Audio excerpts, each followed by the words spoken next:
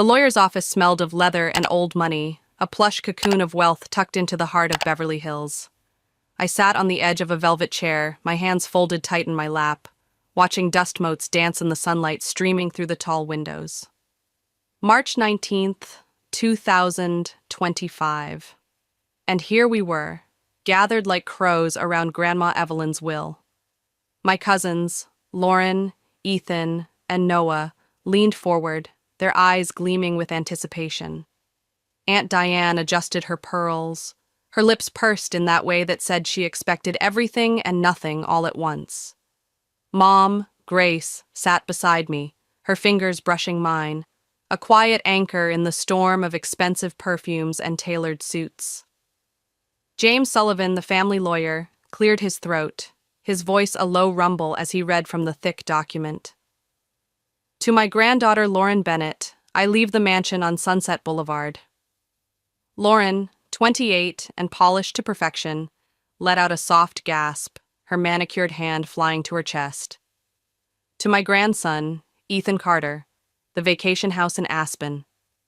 Ethan, 35, grinned, already picturing ski trips, I'd bet.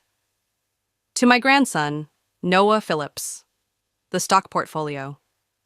Noah, 30, practically vibrated with excitement, his fingers tapping a silent victory tune on his knee. And then, James's eyes landed on me. To my granddaughter, Kendall Torres, I leave the Hayes farm in Montana, all 200 acres. The room stilled for a heartbeat, then Aunt Diane's voice slid in, syrupy with false sympathy. At least you got something, sweetheart, Lauren smirked, not looking up from her phone. Maybe you can sell it for a decent car, Kendall. Ethan chuckled, and Noah shrugged, as if my inheritance was a footnote not worth reading. I clutched the deed James handed me, the paper cool against my skin. Worthless, they thought. A rundown farm where Grandma Evelyn grew up, before she traded dirt for diamonds, and became one of Beverly Hills' most elegant socialites. But I saw something else, her garden, tangled with wildflowers, the big oak tree where she'd spin stories, summers when I was a kid, my hands black with soil. Mom squeezed my hand harder. She'd grown up there too before she married Dad and moved to the city. She knew. The murmurs started again, a low buzz of pity and amusement. It's sentimental junk, Uncle Richard said, his tone gruff but reasonable, like he was doing me a favor by pointing it out. The Scanleys wrote it off years ago. Scanleys, that's what they called us now, after Grandma married into money and built her real estate empire. The Hayes name, her maiden name, was a relic they'd rather forget. I traced the edges of the deed with my thumb, feeling the weight of their stairs. They had mansions, stocks, ski chalets. I had 200 acres of dirt and memories. And yet, something in me stirred. A stubborn spark I couldn't name.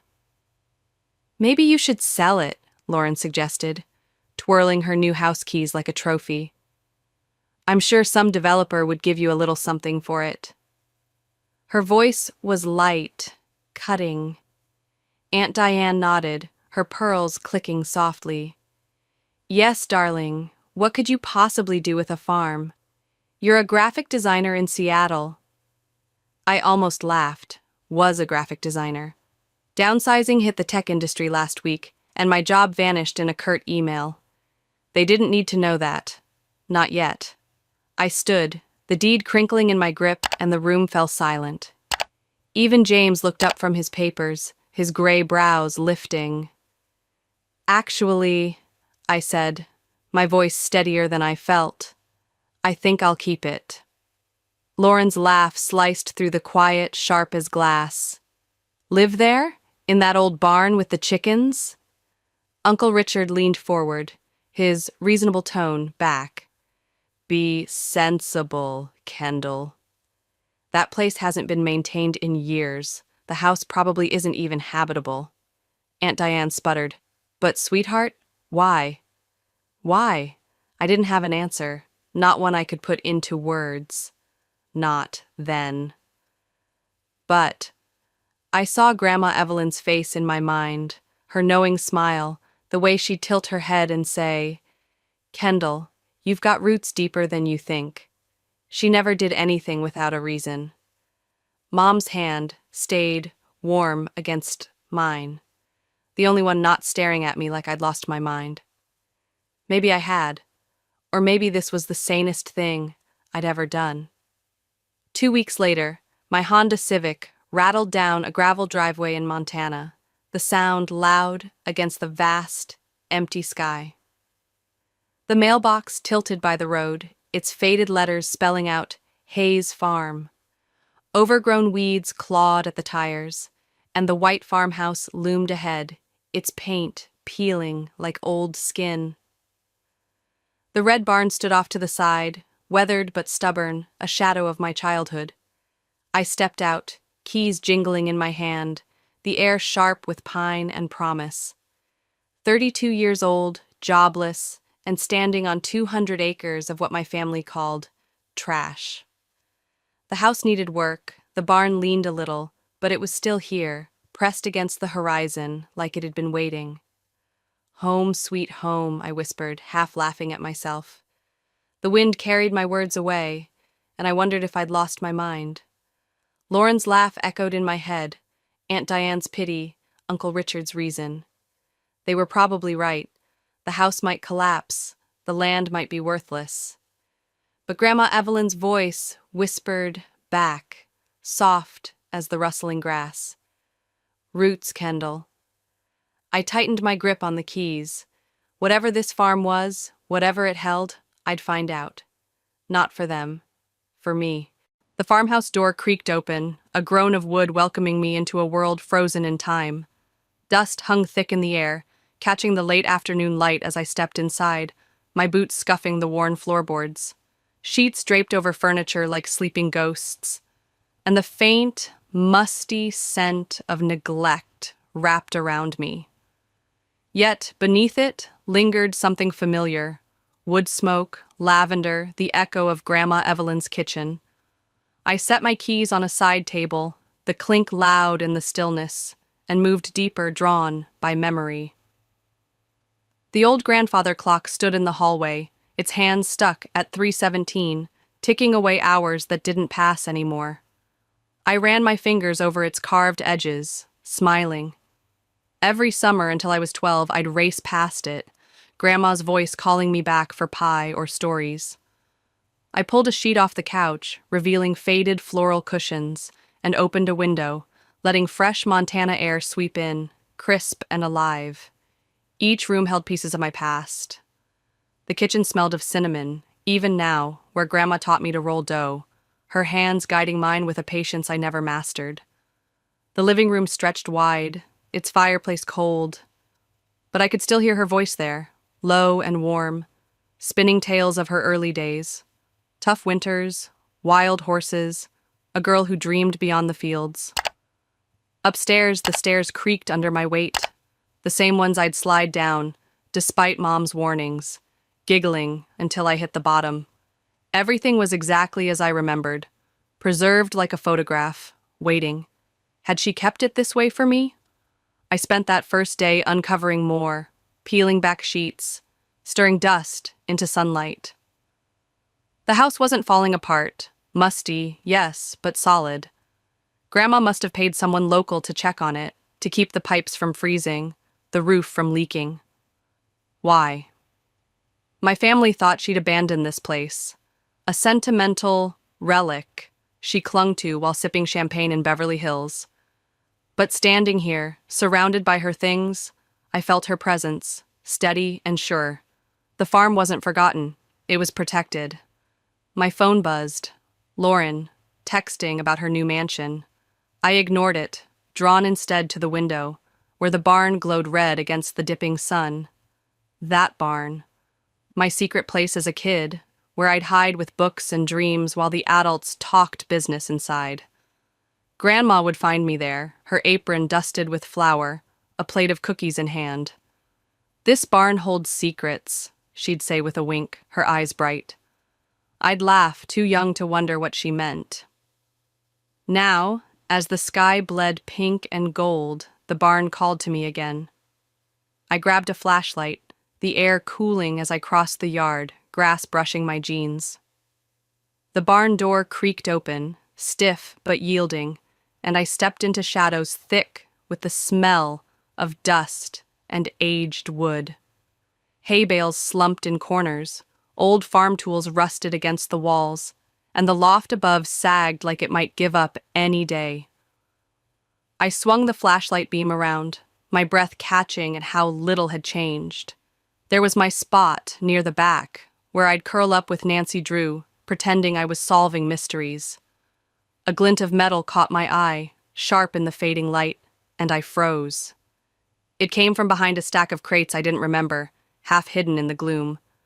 I moved closer, heart thudding, and pushed the crates aside, their wood rough against my palms. A trunk sat there, old but sturdy, its metal edges gleaming faintly, no rust in sight. I'd never seen it before, not in all those summers. The lock was ancient, a heavy iron clasp, but it shone, well-oiled, as if someone had tended it recently. Hanging on a nail nearby was a key, small and cold, when I plucked it off. My hands trembled as I fitted it into the lock, the click loud in the quiet barn. The lid lifted with a sigh, and inside lay dozens of leather-bound journals, their covers soft with age, stacked neat as a promise. Grandma Evelyn's handwriting curled across the top one, elegant and sure, and my breath hitched. I lifted it out, the leather cool against my skin, and opened it to the first page. Dearest Kendall, it began, dated 1962, the year she turned 18. Yes, my love, I'm writing this to you, though you won't be born for many years yet. I know you'll be the one to find these journals because you're the only one who truly understood what this farm means. I sank to the barn floor, the flashlight trembling in my grip, and read on, each word sinking deeper. Your cousins see only dirt and chickens. They measure worth in square footage and stock portfolios. But you, my darling girl, you see what I saw, the magic in growing things, the value in honest work, the wealth that can't be measured in dollars. What I'm about to tell you will change everything. The truth about our family's fortune, about this farm, and about why I chose you to inherit it. My pulse raced, loud as the grandfather clock's echo in my head. She went on, her voice leaping off the page. The farm wasn't just land, it was the key to something bigger. The family thought Grandma made her fortune in real estate, smart deals in the 70s, that turned her into a Beverly Hills queen. They were wrong, so wonderfully, incredibly wrong. It started here, in the soil beneath my feet, with herbs she'd discovered at 18, herbs with properties no one else could replicate. She'd partnered with a small pharmaceutical company, licensing them for millions, building a secret empire while the Scanleys basked in her cover story. The farm wasn't sentimentality, it was the heart of it all. I looked up, the barn's shadows shifting around me, and saw it with new eyes. This wasn't a crumbling hideout anymore. It was a vault, guarding secrets for decades, waiting for me. Some buildings hold things safe, she'd said, until the right person comes along to find them. I hadn't understood then, a kid with cookie crumbs on her shirt. Now, I did. My family mocked this place, Lauren with her mansion keys, Aunt Diane with her pity. They had no idea. Night had fallen outside, the farmhouse windows glowing like a beacon through the barn door, but I hardly noticed. My mind spun with what I'd just learned, the weight of the journal heavy in my hands. Grandma Evelyn hadn't given me a consolation prize.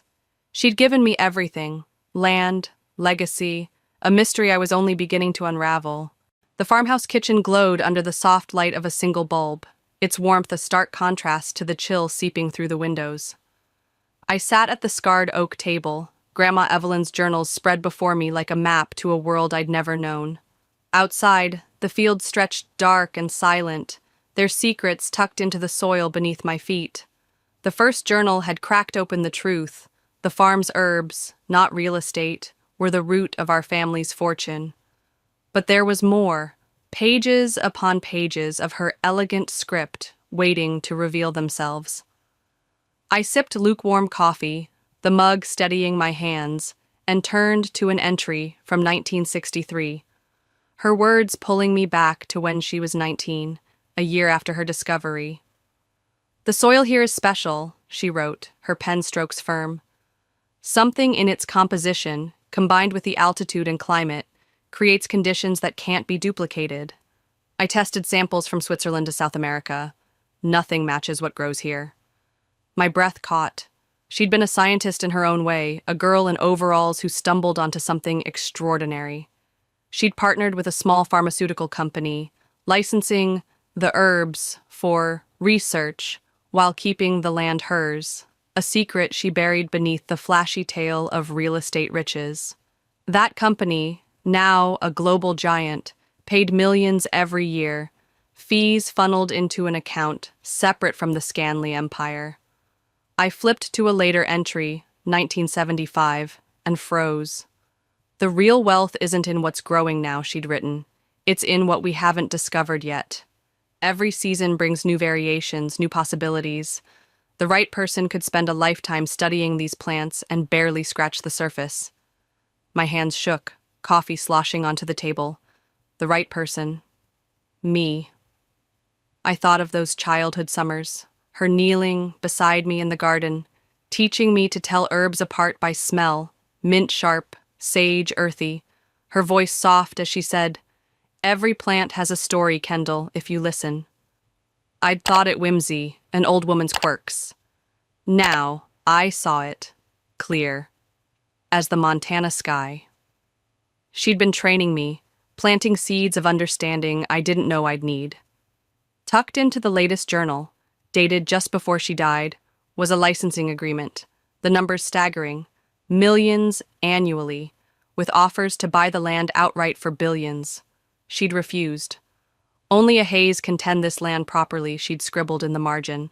"It takes more than science. It takes love, intuition, the ability to see magic in ordinary things.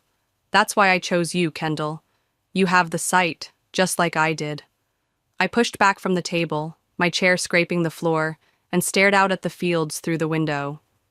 To anyone else, they'd look like overgrown herb gardens, gone wild without her care. To me, they shimmered with possibility, a treasure chest rooted in dirt. My heart pounded with purpose, a rhythm I hadn't felt since losing my job. This wasn't just an inheritance, it was a calling. The next morning, I dialed the number listed in the latest journal, Dr. Lisa Harper, the contact Grandma trusted. She answered on the first ring, her voice crisp but warm.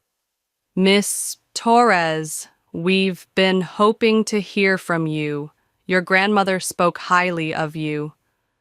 "You know about me?" I asked, leaning against the kitchen counter, the phone cool against my ear.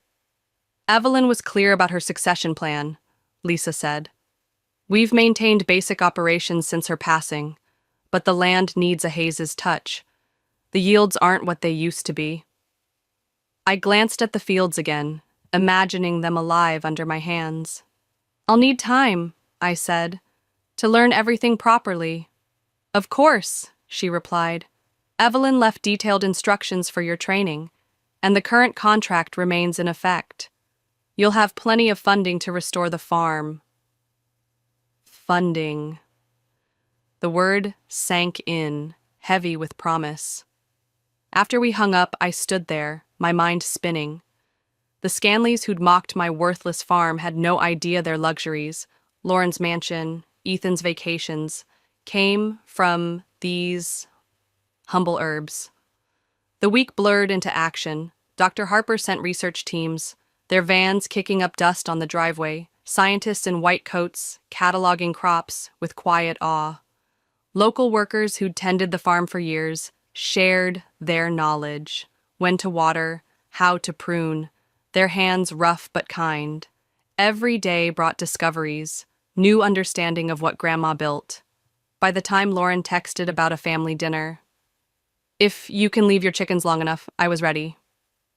"Actually," I texted back, I'd love to. I have news. I smiled, thinking of the journals, the truth they held. The farm wasn't just surviving, it was waking up. That night, I drove my dusty Honda up Lauren's manicured driveway, the Beverly Hills mansion towering in glass and marble. Through the windows, I saw the family gathered, Diane in pearls, Ethan with a scotch, Noah scrolling his phone, all glittering in their designer glory. I stepped inside, the air cool with air conditioning, and Diane's voice carried across the foyer. "Kendall, we didn't think you'd come. How's farm life?" She said it like a disease, her lips twitching. I accepted a glass of champagne, the bubble sharp on my tongue. "Fascinating, actually," I said. "I've been learning so much about what Grandma Evelyn built there." Richard scoffed, swirling his drink. "Built? It's just an old family farm. The real wealth came from her real estate." I took a sip, meeting his eyes. "Did you ever wonder where she got the money for those first investments?" The room quieted, even Lauren glancing up from her phone. "What do you mean?" Mom asked softly, her gaze steady. She'd been quiet since the will reading, like she'd suspected something all along. I pulled the 1970 journal from my bag, the one with the first pharmaceutical contract, and set it on the table. "Maybe we should sit down," I said. "This is quite a story." Over the next hour, I watched their faces shift, dismissal to disbelief to shock, as I explained. The herbs, discovered in 1962, their unique properties, the ongoing contracts worth millions each year. "But that's impossible," Diane sputtered, her pearls trembling. "It's just a farm." "A farm," I agreed, "that 3 major companies have offered billions to buy." The same farm, funding this family's lifestyle for 50 years. Lauren's glass clinked hard against the table. "Why didn't she tell us?" "Because," Mom said, her voice cutting through, "she knew what you'd do, sell it, develop it, destroy everything she built for a quick profit." I nodded, the journal open in my hands. The land only works because it's been preserved, tended with care. That's what she protected, and she left it to me. Noah leaned forward, his voice slow. "Because you cared about the farm itself, not just its value." "What happens now?" Richard asked, quieter than I'd ever heard him. I thought of the fields waiting back home, the mystery still hidden in Grandma's words. "Now," I said, "I do what she did, tend the land, protect its secrets, make sure our true wealth isn't just dollars." The room stayed silent, their stunned faces glowing in the chandelier light. I'd shaken them to their core, and it felt right. Quietly, gloriously right. A year later, the farm breathed alive under the Montana sun, its fields bursting with herbs that shimmered green and gold. The farmhouse hummed with new energy, its windows flung open to let in laughter and the sharp scent of sage. I stood on the porch, watching Lauren's kids, 6 and 8, chase each other through the gardens, their squeals mingling with the rustle of leaves. Nearby, Diane knelt in the dirt, her pearls traded for a sun hat, her fingers brushing time as she learned its texture, a quiet wonder in her eyes. Richard hammered a board into the barn's side, his sleeves rolled up, sweat beading on his brow. "Some investments can't be measured in quarterly returns," he'd said yesterday, half smiling. The farm had changed them, just as it had changed me. Inside, the kitchen bustled with visiting scientists, their notebooks open beside mugs of coffee, discussing yields with Dr. Lisa Harper. The herbs flourished under proper care, their secrets unfolding in test tubes and journals. Last week, I'd found a new variety near the big oak tree, its leaves a deeper green, its scent faintly sweet. Lisa's preliminary tests called it revolutionary, potential for autoimmune treatments, but that wasn't what made it special. What made it special was Grandma Evelyn's prediction, penned 30 years ago in a journal I'd read by lamplight. "When the right person tends this land with love, new gifts reveal themselves," she'd written. "That's the real magic, my darling Kendall. not in what we know, but in what we're ready to discover. I'd found it exactly where she said, under the tree where her stories once took root in me. The family gathered here now, not in Beverly Hills, their dinners shifting to this porch. Ethan poured wine, Noah swapped stock tips for soil questions, and Mom shared tales of her own childhood here, her voice soft against the evening breeze. "You always had her gift," she told me one night, her hand resting on mine as the sunset painted the sky. "The ability to see the extraordinary in the ordinary." I smiled, knowing she was right. The pharmaceutical company's latest offer sat unopened on my desk, another zero added to a figure I'd never accept. This land was worth more than money. Its wealth lay in the lessons Grandma left, scribbled alongside her scientific notes. Patience, listening to the earth, understanding that value hides in plain sight.